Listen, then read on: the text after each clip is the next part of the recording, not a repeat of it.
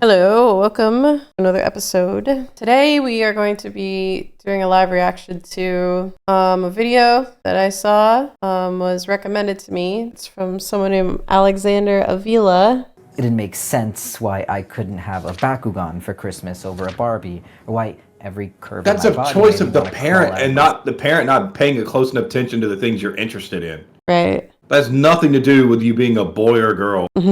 I don't know exactly where I first heard about transgender people, but for some reason I did, and knew exactly what to Google about 10 years ago when I had my first fully conscious gender crisis. Yeah, because Full-time Google for can about tell 7 you years. introspective things about yourself for sure. Just type it into Google.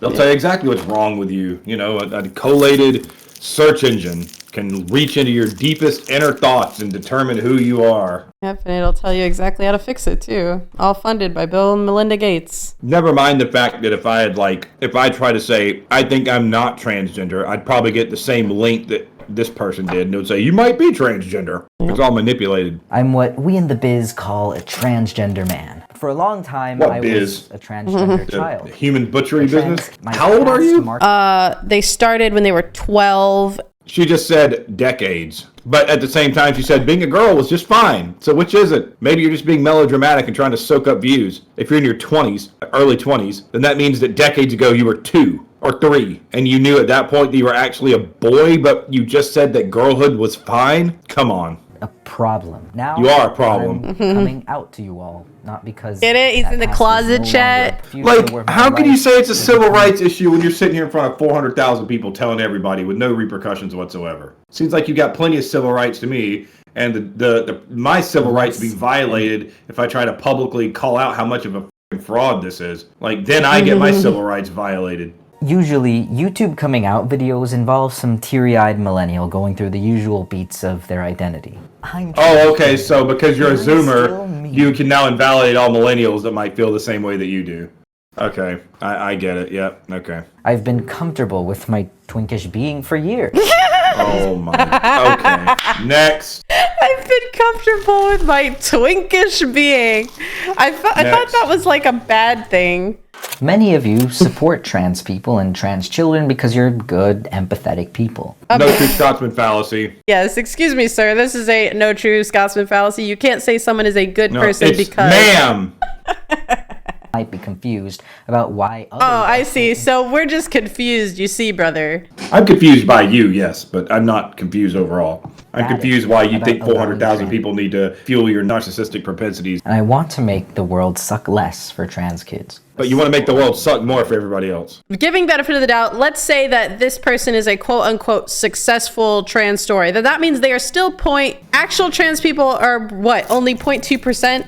And now it's gone up to like 20% of the youth. I want to point out the meta narrative above this individual's head with the shattered coffee mug that says nobody knows I'm gay. Next to the shoes. Yep, girl shoes and boy shoes. Sounds like you're confusing yourself. Trans kids should be allowed to transition. No, they shouldn't. Medical. That's why we need to debunk this, because this person is making an argument because they're calm and they're collected and they made a video essay. So they wrote a script with ChatGPT. Now we should just have them banned from the platform. Like, It's amazing that Marcus Dibb got banned from YouTube, but this person didn't. I'll introduce a more difficult conversation. Hell of a lot. I'll of give you a trans people difficult out there. conversation.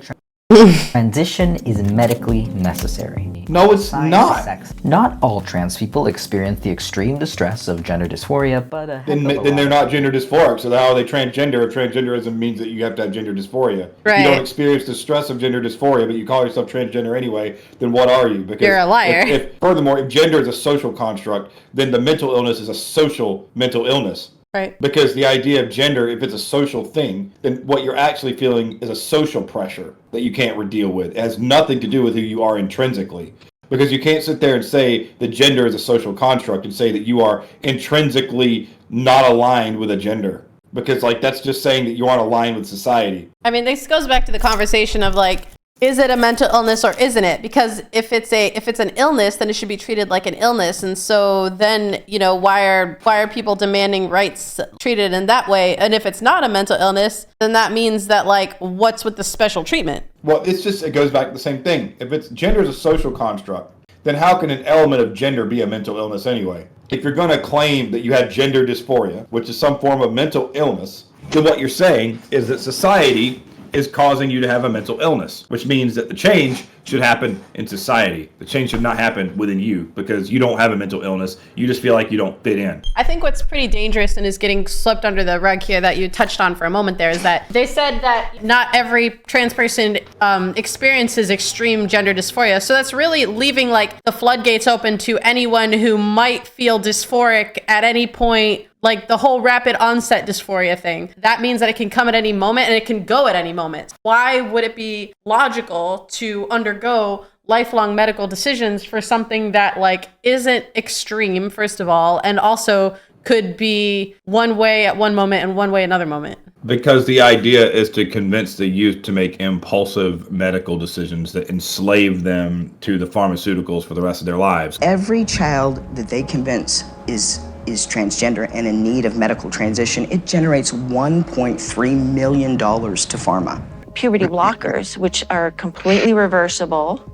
And we're believing a pharmaceutical company, Lupron, hormone blockers, reversible, so they say. Well, the truth is that in 2003, Lupron was sued and deemed a criminal enterprise by the US government. They paid the most fine of any pharmaceutical company at that time, $874 million, wrote a check.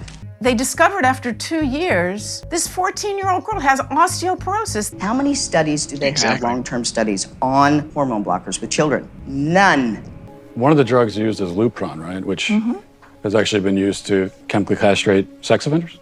I'm not sure that we should continue with this interview. Kind of like the Democrats did to black people in the 1960s with Social Security. But we don't want to talk about that. Like, the concept of gender is causing all these problems in society, and if it's causing all these people to believe they don't fit in, and it's messing with the social strata with regards to the way that people interact, the interface with one another, then maybe we shouldn't listen to pedophiles and child abusers when we start implementing social ideas like gender. Yeah, how much you want to bet that this person's not going to talk about Kinsey? They're not going to talk about money. How much you want to bet? Because if Kinsey and Money had not established this whole gender thing like they did, you wouldn't be having this problem. Right. Then we'd be able to very clearly say, well, I'm a biological man. I feel mentally like I'm a biological girl. And then it's a lot easier. Then we can just say, you're up in the head. What about a transgender? No. If you want to become a lady but you're a man, you have something wrong in your mind. Something wrong in your family, something wrong in you. We don't have this whole social thing that was created by a bunch of fucking pedos and child abusers and sociopaths, and that has somehow taken a foothold in society. I mean, go figure. You let a fucking psychopath or a lunatic control the public discourse, then people are going to turn into psychopaths and lunatics. We don't know why gender dysphoria appears in some people. How can you treat something if you don't know the source? I know, right? I think I've got this lump on my arm. I'm going to take a Tylenol. How do we go about treating it? You change Every the major social medical discourse. cycle. Those are all funded by the same people. Look at, they all sound the same. American Association, like, right? Making a long list. These are all the people that allow it, so everyone should. Duh. CDC, the FDA, all those groups, all the three-letter agencies control all these organizations, and all the peer review comes through the same source. Right. Like, so of course they're all going to say the same thing because people lose their jobs if they don't. When you've got an agenda that's trying to push something, why don't we look at Turkey and see what the Turkey Public Health Association says about it? Why don't we look at Afghanistan and say what the Afghanistan Psychological Association says about it? Yeah. See if they recommend it. I will tell everybody again and again, look into Shapeshifter's story. That is terrible and sad. To what you are saying, though, yes, these are all owned by the same people. And so how can you trust these as separate sources? Why is it all coming from the West? Right. It's just so obvious. Imagine if you broke your leg after boofing too much tequila at Drag Queen Story Hour. Then That's a good idea totally to consider the different... person. Oh my God, it's such a false equivalency. Yeah. That's a physical emergency that comes as a byproduct of physical activity. Well, my rapid onset dysphoria is an emergency. It's not caused by any external force other than the fucking brain chemistry in your head. Which means that if you are that unstable, you need to be at a mental institution. Yet some say that instead of using gender-affirming care to treat gender dysphoria, we should force trans kids to live as their assigned sex through conversion therapy. That's an interesting hypothetical, Joanne, but it appears that according to the most recent data, conversion therapy overwhelmingly results in worse mental health outcomes for those who undergo it. According to whom? Give me your source. Joanne. Link it to me. Send me the link. I was going to say, what is your response to the argument transing the kids is the new conversion therapy? What do you have to say about that? Conversion Therapy, Government Equalities Office, 2021. Wait a minute. You're using a UK source, but everything else is based on the American sources? Oh, you're right. What were all those? What was that list? That's called cherry picking. Yeah. So since we're cherry picking, why don't we look at a lot of sources that aren't just people that you collate and choose are the right ones? What this means is that this person found evidence to back up their point rather than start with evidence to come to a conclusion. With science, you look at evidence to come to a conclusion. You hypothesize. But what this person has done is started with a conclusion and went back to find data to support it. On their Twitter, it says science is a liar sometimes. Overall, the largest proportion of studies were assessed as being of average or below average quality. Methodological challenges already discussed, meaning the majority are based on self-reported evidence. So what qualitative evidence do you have that isn't self-reported? Conversion therapy tended to be delivered by faith groups and mental health professionals and tended to use talk therapy. However, little evidence was found about the experiences of women and people from ethnic minority groups undergoing conversion therapy. No studies were found which are based on experiences of these groups specifically. As a result, we do not know whether and how their experiences might differ. There was no specific evidence focusing exclusively on conversion therapy for gender identity in the UK. 13% of transgender respondents have been offered some form of conversion therapy. So many of these are from Mormon sources, Jewish sources, Jesus Christ of Latter-day Saints sources, Christian church sources. Yikes. So what this means, conversion therapy is being done by religious groups predominantly. Journal of Psychology and Christianity. What's going on with these kids? Christians, Jews, Mormons, the Mormons, Jehovah's Witnesses. So many of these sources are Christian groups that have been doing this. That means that it's cherry picked too. The study was done by an equalities office. It's a government established office of equality. So that's already biased. Yep. It's not coming from an objective source. They are putting the narrative together in a very certain way. Completely fallacious. But they're obviously theater major, maybe film. Coventry University is the college that conducted the primary study that they base this off of. That's on their front page. Wowie.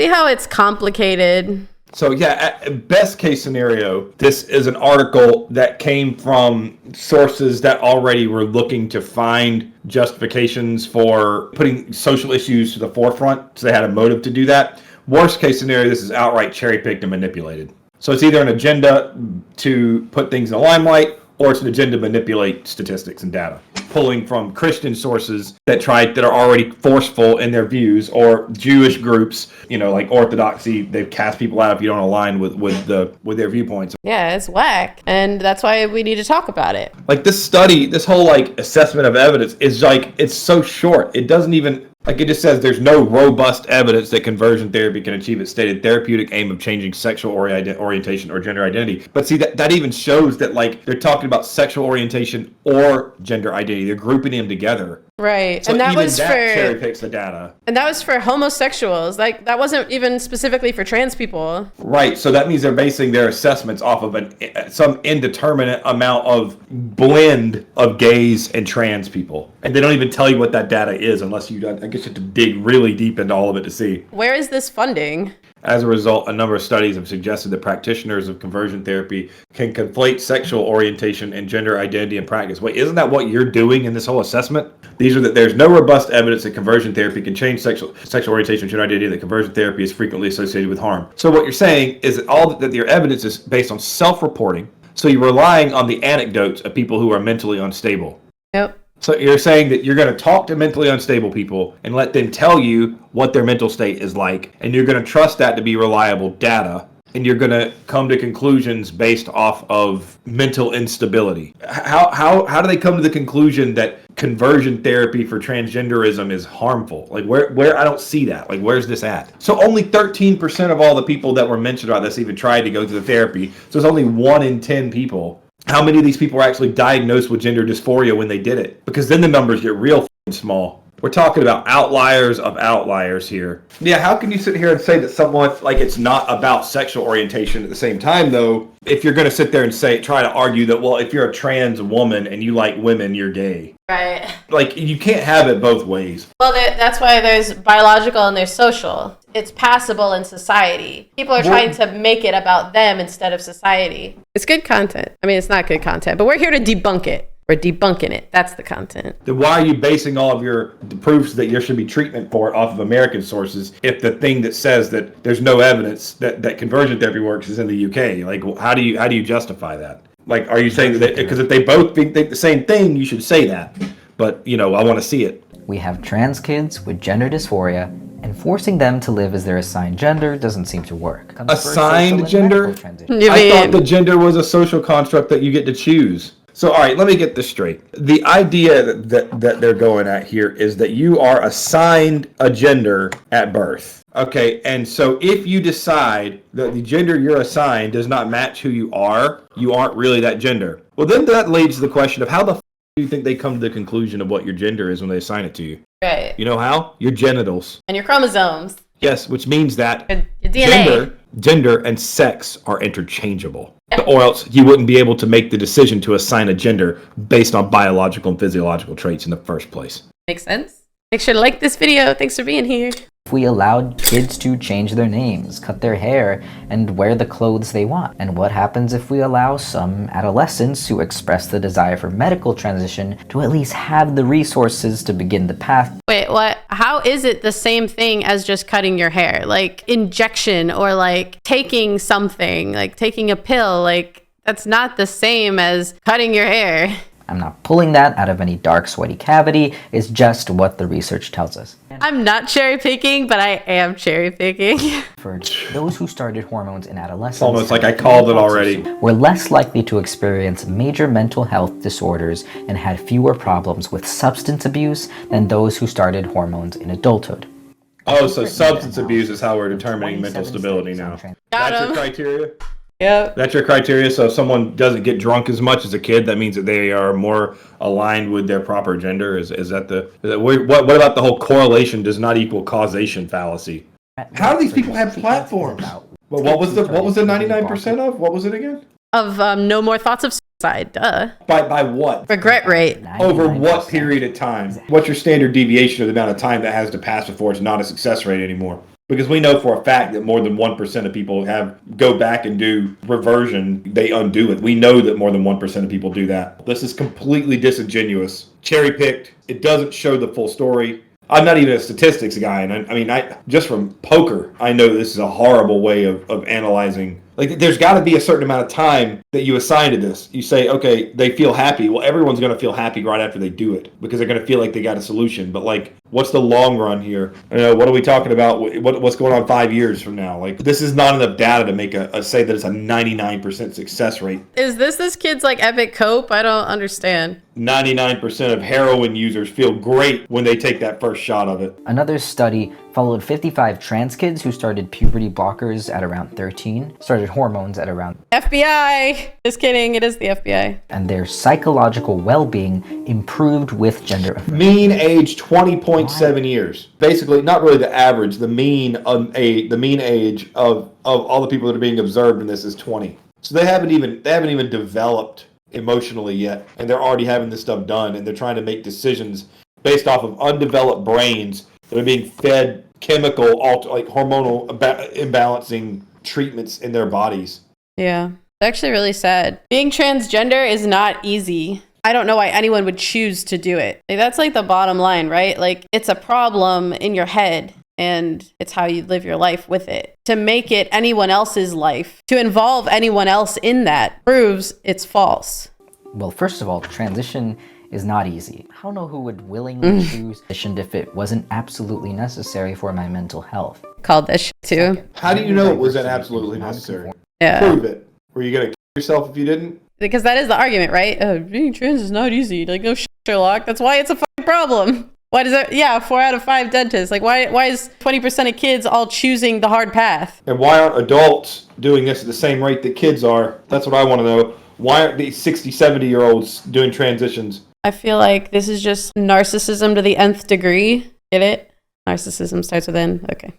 It's just as inaccurate to suggest the universality of a binary system of gender determined by genitals at birth. Sex. Then why do we assign people binary assignment. things at birth? Why do we assign it at birth? So what you're saying is that we shouldn't say someone's a boy or a girl at all when they're born? Like, what are you suggesting? Like, you put down their biological sex and then just never tell them what that is? Because that sounds to me like you are de-individualizing someone by doing that and just saying figure it out on your own. Like, that doesn't make any sense. Especially if you're saying that they don't really know what their gender is until hormones kick in. What you're basically suggesting is that someone has to be a genderless, de-individualized child entity until they have puberty kick in, and then they can determine what they actually are. That's absolutely insane. And guess who was the first one to assign a gender at birth? John Money. And he failed.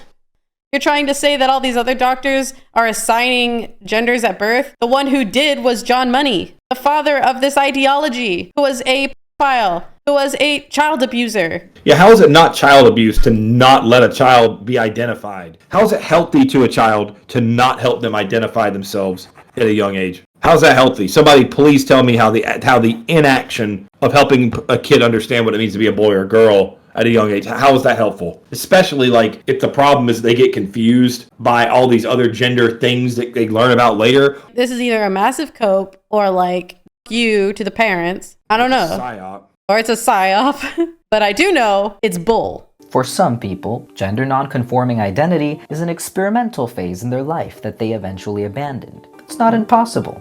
But the solution isn't to then ban all gender-affirming care and to cut off all access to life-saving treatment. Where's your bar for entry then? If you're saying that some people could just be going through a phase, how do you determine who is and is not going through a phase to a reliable enough degree to give them that kind of treatment? Are you saying that if they say they're going to kill themselves, then that means that, you know, that they should go through the treatment? Like I said, I was going to kill myself once when I was like 15 years old. I know someone who told underage girls that they were going to kill themselves if they didn't send nudes. But what I'm saying is that when you're young, you don't understand the depth and what the implications of that statement are. I think it happens a lot more. If the criteria of determining whether or not you undergo this treatment is if you're suicidal or not, that's f***ing ridiculous.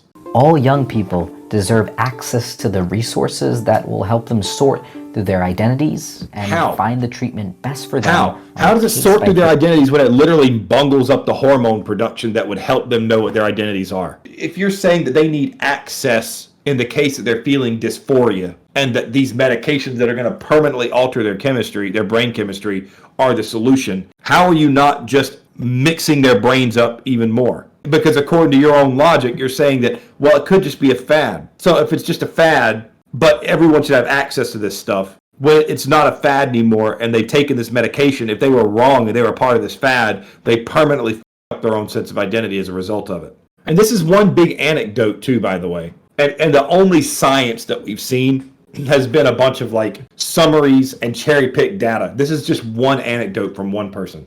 Kids have a vivid imagination and believe all sorts of things. Believe me, I know. When I was 12 years old, I was a libertarian. You know, that was really funny. Libertarianism is about personal freedom. That's the whole idea about libertarianism, maximum personal freedom. You would think that transgender people would be libertarians, but the thing is, they're not. They're not because leftism isn't about liberty. Leftism is about control and assimilation. And what this person is suggesting is that everyone needs to assimilate to this arbitrary butchery of gender, whatever, standard that these political figures are putting in front of our faces.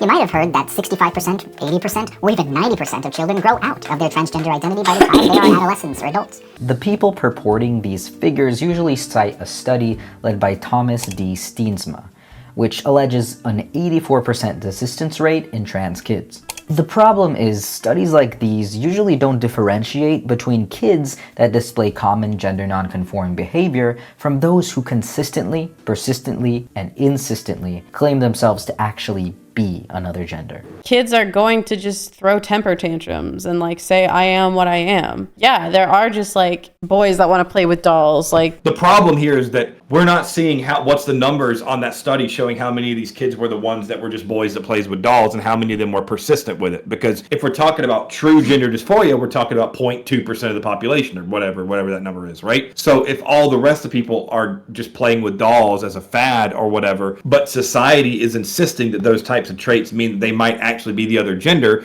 then we are pushing them into making a transition, whether they should be or not. Because the social influences is just as big of this as a medical influence is. Right. And that's being completely ruled out here. Because, if you look at Blair White and Marcus Dibb, it sounds like they're one of those groups of people of the 94% that probably will stay the transition gender because they do believe that's who they are. But that's gender dysphoria. Right. That's not this stupid social climate where anybody can be anything that they want. And this is just their debut coming out of the closet, but they're trying to justify it for minors, and that's the problem here. And also it's all cherry-picked data and fallacious.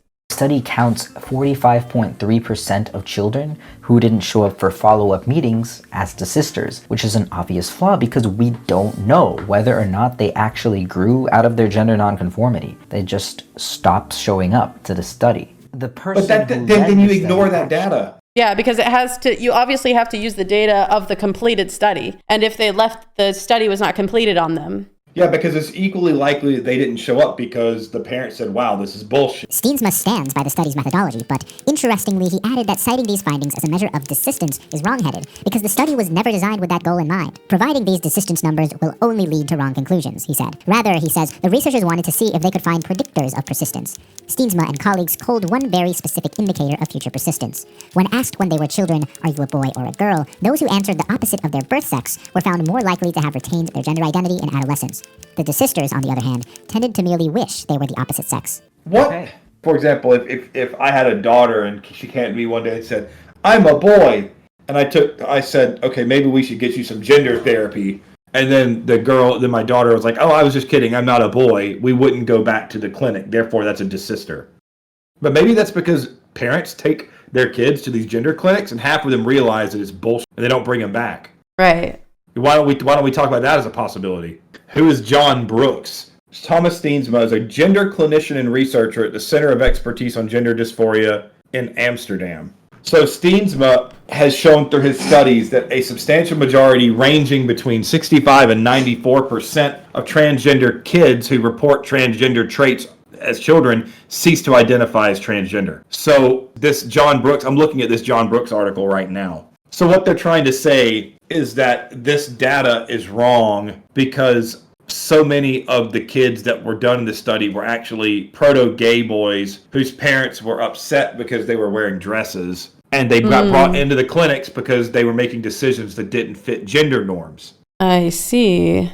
Isn't that the whole argument, that gender dysphoria means that you want to deny gender norms? It's not that they wanted to be women, they wanted to be boys in dresses. And there's a difference, to be honest. But I'm a libertarian. Please invalidate me and my opinions. So the DSM-5 has updated their criteria in 2013 of gender dysphoria being at least six of the following traits. 1, a strong desire to be of the other gender or an insistence that one is the other gender. Wait, I thought that gender was a spectrum. How can you say the other if there's a spectrum? The DSM-5 literally straight up says that there's only two genders. A strong desire to be of the other gender or an insistence that one is the other gender. The other. There's one or the other. So even the DSM-5 says that there's only two genders. But you can get auto-modded on Twitch for saying there are only two genders, by the way.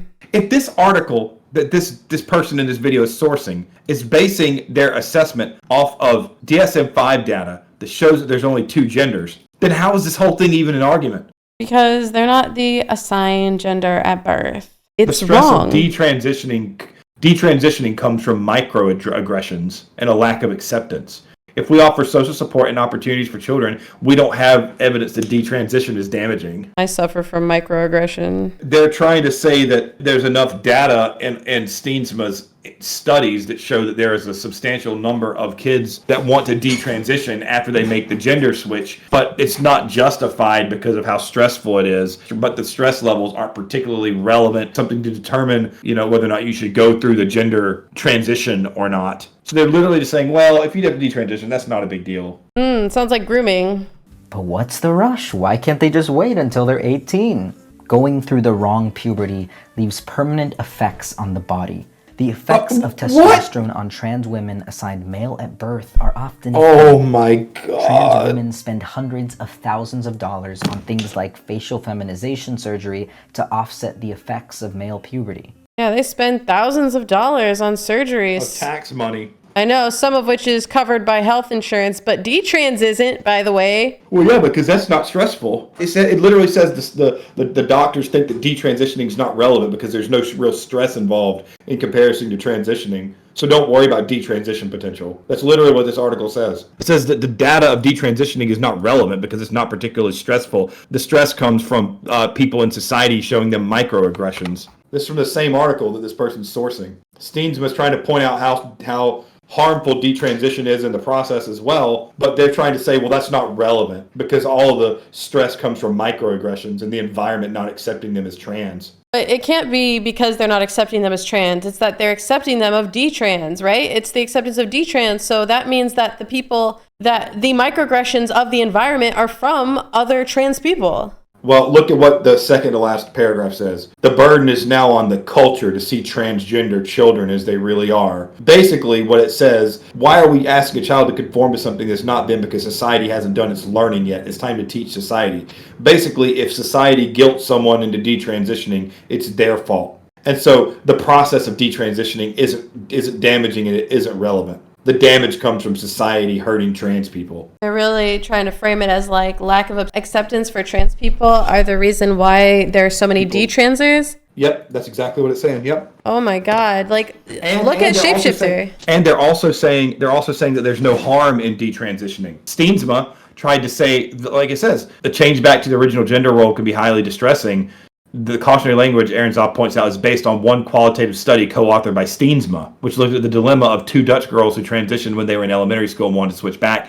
And she doesn't think that's relevant because the strain or the stress of the detransition comes from microaggressions and the lack of acceptance. It's not because they don't actually believe they're not supposed to be the gender. It sounds to me like this is just a hit piece trying to make this Steensma guy look and hurt his credibility, when he's the one that's sitting here saying that between 65 and 94% of kids who say they're the other sex or gender aren't, and they stop doing it. The article's a hit piece, and this little section of this video is a hit piece.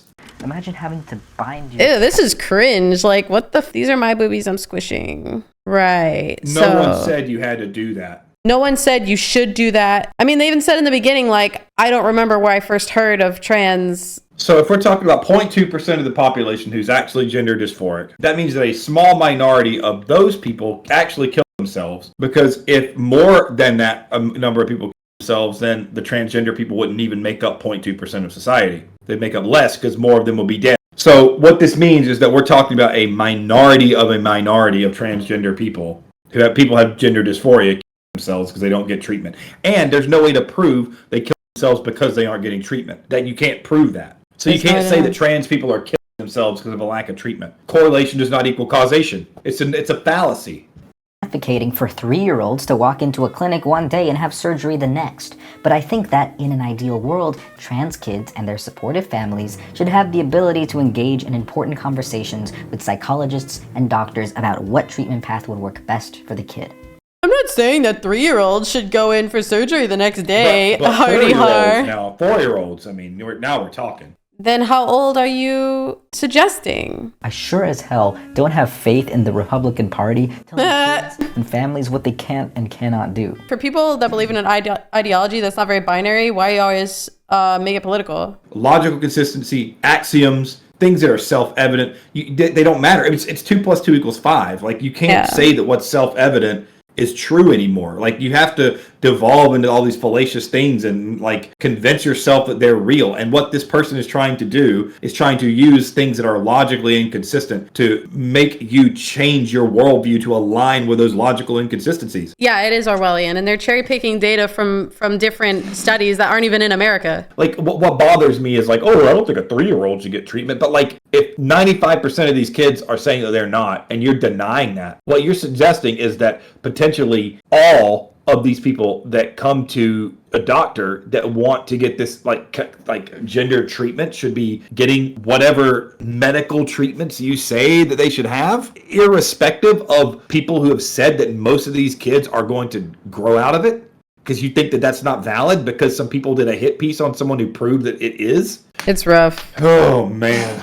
But that's why we're here. We started this channel because we wanted to start calling out bullshit. Even the sources that this person is using, and you dig into them just a little bit deeper and you realize how much of the nuance of the arguments are either being left out or how the core articles that this person is referring to are biased, or they come from sources that cherry pick their data or their hit pieces. It's insane. Somebody commented on John Brooks's tweet when he posted this hit piece article and said, you say in this article most children will give up their transgender identity in your other article, but this one shows the research never asserted these kids had a transgender identity in the first place. Meeting criteria like playing with dolls and preferring girl playmates is not a transgender identity. The criteria includes kids that never insisted they were the other gender or even asked a social transition.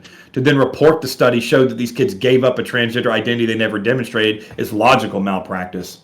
Yeah, detrans people are treated like shit. Providing these numbers will only lead to wrong conclusions. Yeah, well, that's what this person in the video just said was a quote from that article, like trying to say that Steensma's wrong about saying that those numbers lead to wrong conclusions. So it's better to go ahead and push them into the gender they're acting like they are than to like say, well, they might detransition and that's stressful, because then it says, well, society's the reason they detransition. So the overarching argument is that saying that up to 95% of kids will stop this trans stuff is fallacious because of societal pressures that are keeping them from like aligning with their real gender identity anyway. That's basically what this article's saying. It's all a bunch of logical gymnastics. Was a really stellar collection of facts, huh? Alternative facts? Alternative facts. I sold it pretty well, you guys. I said was unfactual. Nothing I said was unfactual. And if I were to argue with a conservative or someone hesitant about trans kids, you're either conservative or you're hesitant. That's pretty binary. It changes minds. It didn't work, did it? Everything an argument needs to do. Except have logical consistency, be axiomatically sound, very little fallacy, be falsifiable. Objectivity. Be testable, use data to come to a conclusion rather than the inverse. Yeah, it does. It's a perfect argument except for those things. Just all the things that are required to make a cogent argument.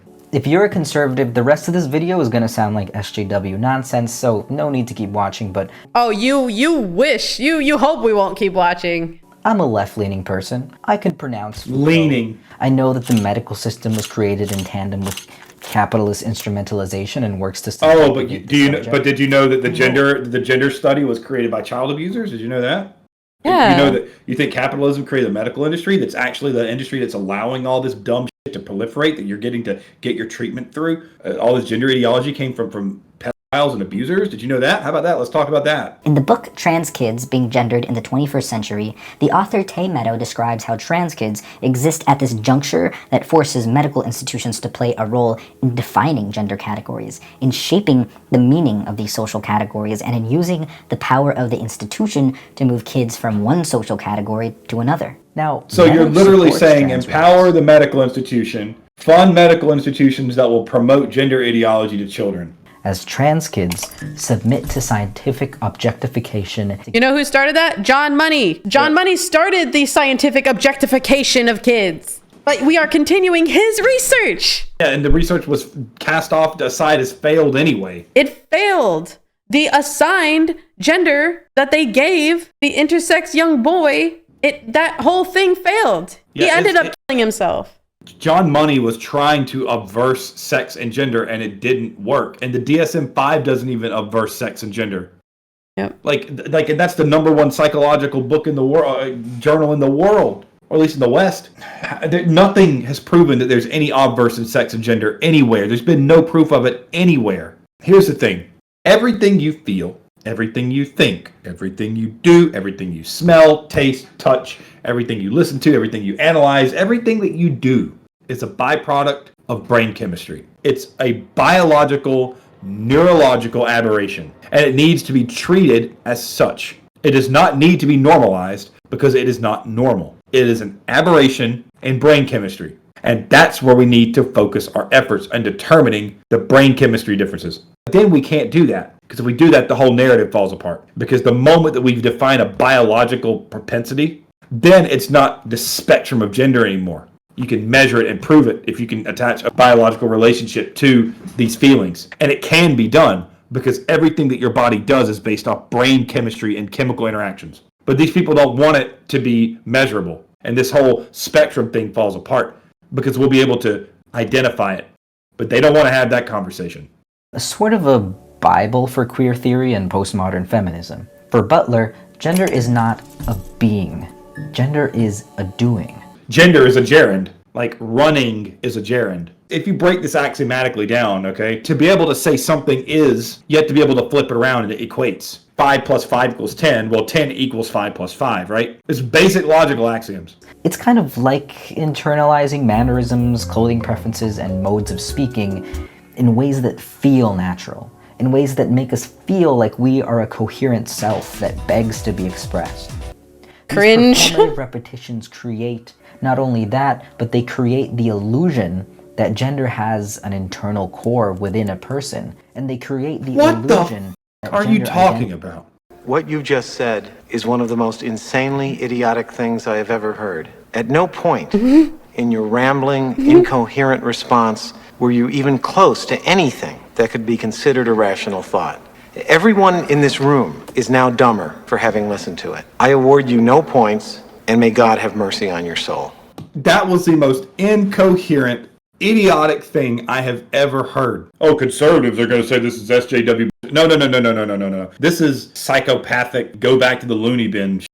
Like, it's just an essence of the core of my soul, and it's the performative exhibit of the expression of the core identity, and that's the type of shit people say when they're on shrooms, man. Judith Butler doesn't even believe in a self. This is in direct tension with the narrative that supposedly supports my existence as a transgender person. I allegedly have an immovable internal gender identity that needs to be expressed in the body. Rejects the idea that one is born with some male or female essence that determines the course of your life.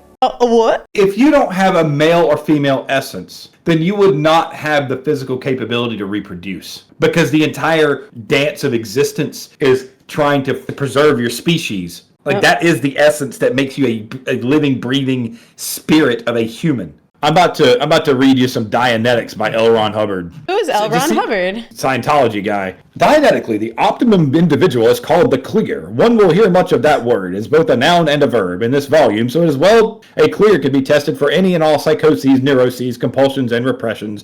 Additional tests of his intelligence indicate it to be high above the current norm. Observation of his activity demonstrates that he pursues existence with vigor and satisfaction. A neurotic individual possessed also of psychosomatic ills. He can be given Dianetic therapy to the end of clearing these neuroses and ills. First, there's the matter of perception. Even so-called normal people do not always see and hear in full color or full tone. So-called normal people? Any one of man's perceptions can be aberrated by psychic derangements which refuse to permit the received sensations to be realized by the analytical portion of the individual's mind. Like, that's what I hear when I hear this shit.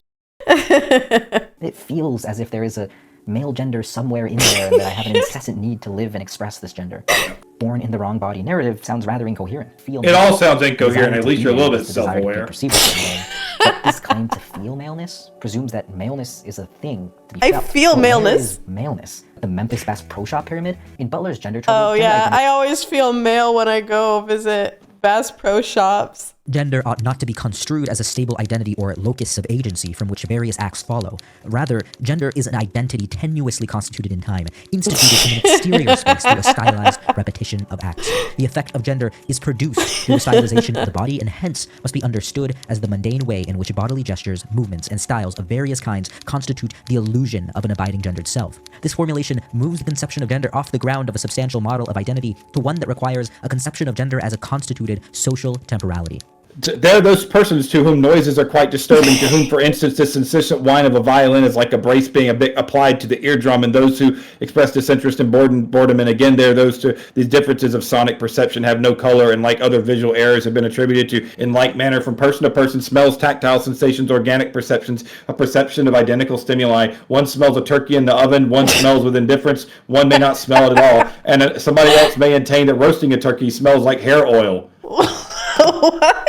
I'm telling you, like, it's just as stupid. Then the appearance of substance is precisely that, a constructed identity, a performative accomplishment. A performative accomplishment. So that means that everything you're doing right now is only a performance and not real. And also that everything trans people do is a performance and not real. Right. So you're reducing the gender down to a performative state, which means that it doesn't matter what your gender is, because you're just performing what you think you are within yourself, feel you're something, that it doesn't matter what the norm on the outside is, you're expressing that version of yourself. But kids don't know or care about that, and we shouldn't make them know or care about that. Well, even beyond that, like if you're sitting here saying that there's certain things in the world that are more masculine, how is it performative for you to go to a place that you feel is more masculine? To perform means that you are projecting a state of being. To try to sum up what this thing's saying in this, as best as I can, you are being performative of that gender that you are at that moment. When I go to Bass Pro Shops, I feel gender euphoria. Then what on earth is non-binary?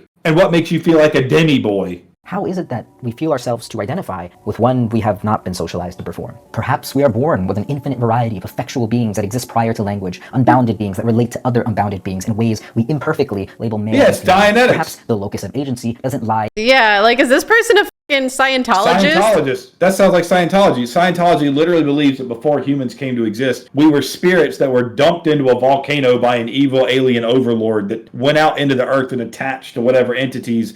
Please understand, we just want what is best for your son. Wasn't L. Ron Hubbard a science fiction writer? Yes, but he was also a prophet who knew the secret truth about the nature of life. Stan, do you want to hear the great secret doctrine of life behind Scientology? Sure. You see, Stan, there is a reason for people feeling sad and depressed. An alien reason. It all began 75 million years ago. Back then, there was a galactic federation of planets, which was ruled over by the evil Lord Xenu. The frozen alien bodies were loaded onto Xenu's galactic cruisers. Cruisers then took the frozen alien bodies to our planet, Earth, and dumped them into the volcanoes of Hawaii. In a stable gender identity, or even a stable self-identity, but in the agental powers of the body as it appears in our subjectivity. Though these agental powers aren't gender, they become gender as we enter the world of language. There, the souls were forced to watch days of brainwashing material, which tricked them into believing a false reality. Xenu then released the alien souls, which roamed the Earth aimlessly in a fog of confusion. At the dawn of man, the souls finally found bodies which they could grab onto. They attached themselves to all mankind, which still to this day causes all our fears, our confusions, and our problems. L. Ron Hubbard did an amazing thing telling the world this incredible truth. Now all we're asking you to do is pick up where he left off.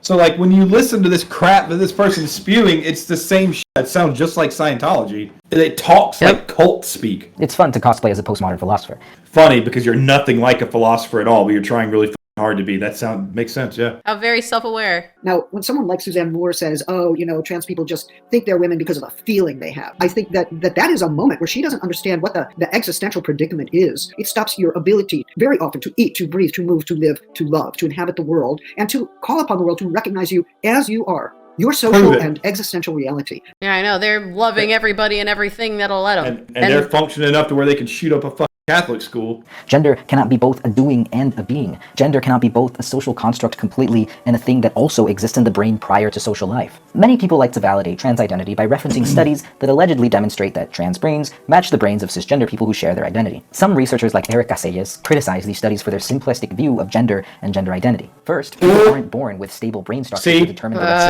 See, they don't want to have the fucking argument that maybe it's a fucking chemical thing. They say, well, that defines the concept of gender. So if you're saying that there's a biological propensity for a transgender trans man to have a similar chemical interplay in their brain as a cis, a normal fucking functional non-lunatic human being man, that denies the essence of gender? You're trying to say that you're deliberately trying to avoid being categorized. Yep. And that you have something that no one else has because you're a fucking narcissist. It's not about objective reality. It's about you. For any of this to work, you first have to prove that being born with a penis doesn't make you a man. Develop and change in a constant dialectic with social and material inputs, including the individual's own behavior, learning, and mood states. That proves this whole bullshit wrong. You're saying that that society can make people, make their gender be influenced. if social stimuli can make people become a certain gender, then how can you say that it's not a fad? Because everywhere you look, kids are being pushed this shit. If the argument you're trying to make is that this thing can be influenced externally, then the argument that there's no way this is a fad in the current social climate with Pride Month and LGBTQ rights movements all over the place and kids being shown rainbow flags all over the place as kids. And the parasol parade and the trans day of visibility. And being told to state their pronouns as kids. You're telling me all this shit isn't going to potentially influence children into thinking like this? Your own study says that society is pushing people into this. If I get online and say, okay, I agree that gender is a spectrum, that I have to do that first. But even if I do that and I go down this path of logic, you're literally proving that society is the one that's shaping people into being transgender. You're proving it with your own arguments that are trying to say that it denies it. Even cisgender people possess brains with both masculine and feminine elements. In a review of more... Even cisgender people do. Duh. Stop calling me cis. Cis was created by a abuser. John Money. When you refer to someone or something like that, you're implying that they're a minority. Like, if you're gonna treat us like minorities and talk to us like we're a minority, then where's our special treatment? Cis is just so fucking stupid. This whole thing is based on failed research. Yeah, and to go figure that the research that comes out of this failed research is a bunch of fucking bullshit. Each brain is a unique mosaic of features. I could go on about brains forever, but the point is, the world doesn't offer us a simple narrative where trans people are born with an internal essence that gives them access to a pure form of gender identity. We don't really have a definition of gender identity that isn't circular. You know why? You want to know why it all seems circular and it doesn't work? Because it's a bullshit concept that can't be proven. You're not dealing with gender dysphoria when you can't figure out why fucking gender doesn't make sense. You're dealing with reality. You're dealing with truth. Truth is hard, isn't it? It's hard to think that maybe this is all bullshit because you've convinced yourself that it's not. And now when you are faced with the exact logical fallacy that everyone always tries to point out to you, you can't reconcile it. But it's circular. Gender's circular. This whole concept of gender circular. Isn't that exactly what Matt Walsh said? So this person agrees with Matt Walsh. She's a Matt Walsh fan. That's nice. Watch What Is a Woman. So what's happening now? This is coping, okay? You're hitting a massive I called that, dude. Cope. Yeah, I said, like, it's a huge cope. Because this individual can't reconcile how cyclical and circular the argument of gender is. And so instead of trying to say, wait, maybe this is all wrong, they are doing mental gymnastic pretzels. Like, it's so crazy how this person just, they talk themselves into the answer, and now they can't accept it. This isn't a cope. This is just SJW talking points. We're all SJWs. We're just a spectrum of it. So that means I'm a SJW, right? I think it's self-loathing. And this person cannot deal with the fact that this entire ideology that they've completely altered their existence over, gained weight, taken hormones. This girl can't make sense of what she did. And she's questioning the concept of gender. Because she's a boy now, but like gender still doesn't quite make sense. It's so circular. So now she's trying really hard to pull data points from all over the place to validate her decision. But when it comes down to it, when she starts to philosophize, it doesn't add up. And the more that she talks herself down that rabbit hole, the more scary it gets because the more it seems like, wait, this is all cyclical. I watched a little bit of this earlier, but I didn't finish it. But I think it's very funny to point out. They used to use a voice changer, and basically someone called him out on the internet. I remember seeing a Tumblr post about me in 2016 that I won't forget. I'm pretty sure the person behind the Are They Gay vids on YouTube is an AFAB trans man, judging by their heavily vocoded voice and speaking quirks.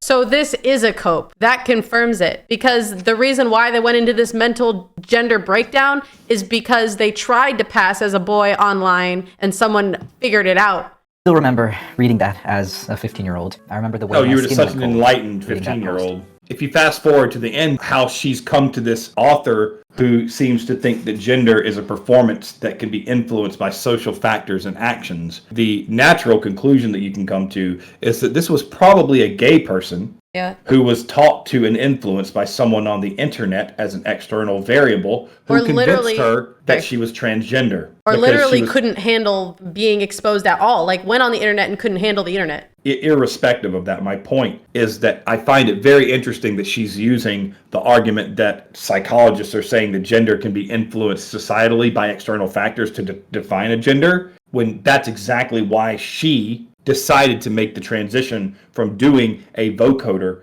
to doing some sort of like therapy to lower the sound of the speaking voice. An external factor did it. So what this ultimately proves is that transgenderism is something that is imposed upon you, not something that you inherently experience. And that there needs to be more study done on what transgender leanings as children actually implies about the child, and not just assume that they're transgender. Because everything about this suggests that this individual was groomed into being trans by the internet. You still deal with all the things that make you a woman, and you can't get rid of that. And it doesn't make sense to you, because no matter what, you're still a woman. For some reason, it was extremely easy to tell 100,000 people online that I was bisexual. It was easy to be a part of a See, that's cope, agenda. right? That's cope. A gay person that got influenced by the internet into becoming trans has now come to the conclusion that being trans is something that happens because you're influenced by society. I can't control whether or not people accept who I am. I can't control in whose hands my life now lies. But that's part of being queer. No. That's what we do. No, your life lies in your hands. Yeah, your life doesn't lie in anyone's hands but yours. What are you talking about? Another talking point that shows that this person was heavily influenced by external sources in her decisions. Yep. Because she's expecting her life to be in someone else's hands once she tries to identify herself as something. Sometimes I almost wish I could be a conservative because the answer seems so simple. It's just Wait, hold on. I wish I could be a conservative. Like, are you a closet conservative? Maybe you made this video because conservatives are starting to influence you externally and you're starting to have some doubts. Because they have simple answers that make sense. And this cyclical gender idea doesn't make any fucking sense. And now you're starting to question yourself because it doesn't make any fucking sense. But all these people you label conservatives, who are actually just normal fucking human beings who are using their rational minds, have answers that you've been trying to find your whole fucking life and have been listening to a bunch of psychopaths on the internet who've molded you into this individual that you are now, when everyone's trying to give you the simple answer. Maybe, and I also find it interesting because, like, they're like, oh, conservatives, you can just sign off now. Like, it's interesting. Yeah, you wanted the conservatives to leave and not keep listening, right? But yet you want to say you secretly wish you could be one? Are you not strong enough to actually accept truth? This is the most widely used introductory biology textbook. This is what it says in the most recent edition about gender. Although sex has traditionally been described as binary, male or female, we are coming to understand that this classification may be too simplistic. A person who inherits oh my god, that's not good. This is in school books. The biochemical, physiological, and anatomical features associated with males and females are turning out to be more complicated than previously thought, with many genes involved in their development. Because of the complexity of this process, many variations exist. Some people vary in the number of sex chromosomes in their cells, and others are born with intermediate sexual intersex characteristics, or with anatomical features that do not match an individual sense of their own gender, transgender individuals. We're talking about outliers, intermediate sexual. How many people are intersex? 1 in like 1,000? Bruce Reimer was. Outliers. They're trying to normalize the outlier. They're trying to make everybody think that they are an outlier, but they're not. That's because of John Money. This is John Money's research in the public school system. For a while, it's a very good friend of mine who has a PhD in molecular biology, who's done multiple journal articles on Alzheimer's research. So he's very well researched in molecular biology in relationship to the effect on the brain. And I was sitting with him in a Mexican restaurant one day, asking him, like, what about all this trans stuff? He said, there's no biology in any of this. There can't be. Because that's the reason he doesn't talk about it publicly, because you bullshit. Can't talk about it publicly. But I mean, we're talking about it. But, you know, someone with a PhD who has a job to lose. He said people in my field just see it all as voodoo. None of it's provable at all. And he said that about depressive medications, the whole idea of gender versus sex. It's all total voodoo bullshit, is what he called it. And there's no science behind any of it. As long as we know gender to be a social process that produces a cultural artifact, as long as gender is linguistically articulated and externally produced, as long as we know gender to be constructed, we may never find it. Epistemology. Oh my god. Oh god, please no. Part of the oppression comes from the fact that nobody will listen to the logic that we present. Wow, it seems like they need to understand the definition of oppression. I have to wonder, am I really a man? Is anyone really a man? What is a woman? Am I a man? I feel like one, but I don't know why. Does that make me a man? What does it mean to be a man? Does cisgender men feel like men? At what point do rhetorical questions obfuscate more than they clarify? You obfuscated shit as soon as you decided to take testosterone. Blame yourself for the obfuscation. Being a bro is one of the best things you can be, and I will never discount others similar live. You are the paragon of masculinity. Yeah, didn't you say you were a twink earlier? Yeah, I know, right? Unbelievable. We can't be out here questioning the ontology of gender when Republicans are trying to legislate us out of existence. Right. It's about the Republicans who are trying to legislate us out of existence. What she is implicitly saying is that they are trying to legislate children from getting the appropriate care that they need, so more children that are transgender will before they accept their own gender identity. It's a massive logical fallacy. Yet there's another part of me that's pulled by a future where we don't have to legitimate ourselves through the simple narrative structure that's encouraged by medical institutions. Legitimate. This person really thinks like the entire audience is like stupid, right? 370K views in 3 days. Okay. Is that the end? I think so. Well, what's the last bit of it? Oh. Yeah. Oh my God. God. Those are patrons? 349 patrons. Yeah. So that's why I wanted to go over it and do a reaction of it. People are seeing this. October 6, 2000 is when they were born. So how old are they? 23. Go figure. Came out at 15. Social transitioning. Literally calls it California. Started testosterone at age 17. They've had knives pulled on them. Maybe it's not because you look trans that you got a knife pulled on you, but it's because you look weak. Well, I've been jumped in the street now. Maybe that's a problem with authority, or, lax laws on things, or a lack of security, or homelessness. There's a lot of factors as to why your trans friends were brutalized on the street. Like, this person is like admitting medical fraud in a YouTube section. Oh my God, a trans 8th grader. Working as intended. Do your parents know about this? If anyone is making this violent because, religion opposes your ideology, it's you. All right, chat. Thanks for being here. We will see you in the next video. Too many idiots. Too many puppies. Okay, bye. Bye.